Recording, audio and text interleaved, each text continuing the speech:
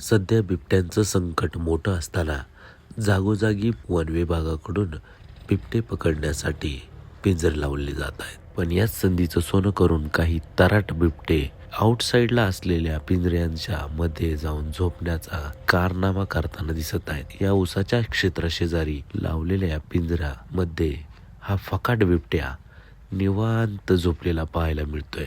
उशाला जो खटका आहे त्याच्यावर त्याचं डोकं आहे.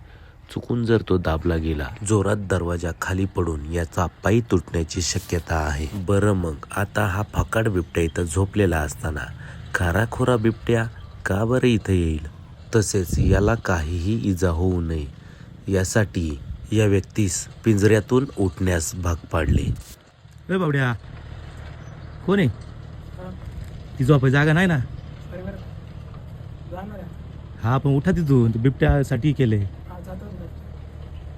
या बाहेर, या बाहेर बाहेर या. हो, ती झोपायची जागा नाहीये. हो, बिबट्या पकडासाठी केले.